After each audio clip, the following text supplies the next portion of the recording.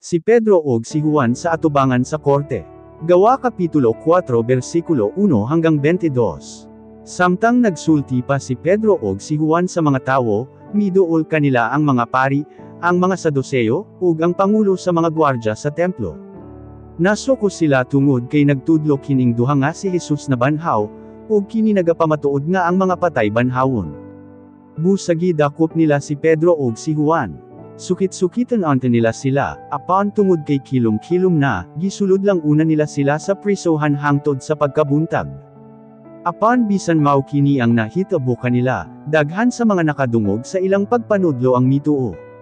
Sa mga lalaki lang nga mituo mikabat og mga 5,000. Pagkabuntag, nagtigom sa Jerusalem ang kadagkoan sa mga pari, mga magtutudlo sa kasuguan, ug ang uban pang pangulo sa mga Hudyo. Didto usab si Anas nga mao ang pangulong pari, si Caifás, si Juan, si Alexander, ug ang uban pang mga miyembro sa pamilya ni Anas.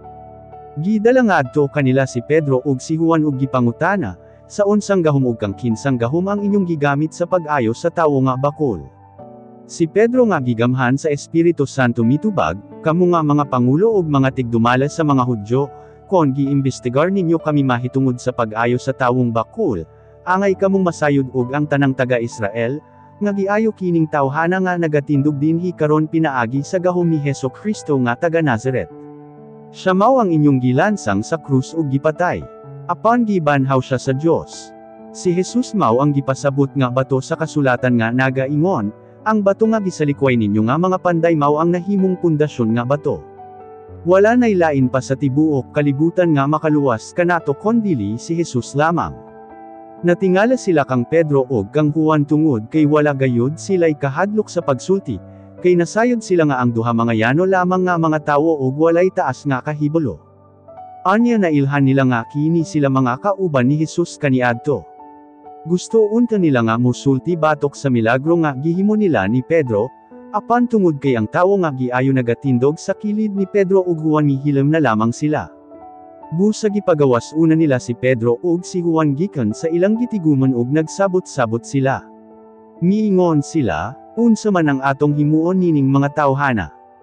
Mikaylap na sa tibuok Jerusalem nga nakahimo silag milagro ug dili kita makaingon nga baka kini.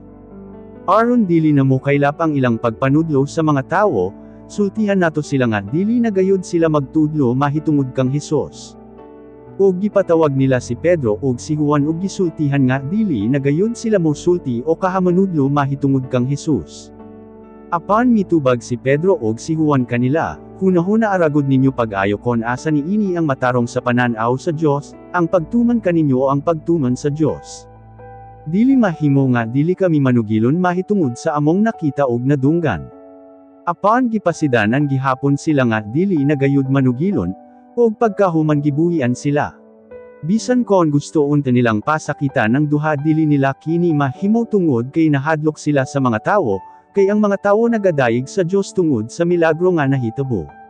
Kay ang tawo nga giayo pinaagi sa milagro nag-edad ug sobra na sa 40 ka tuig.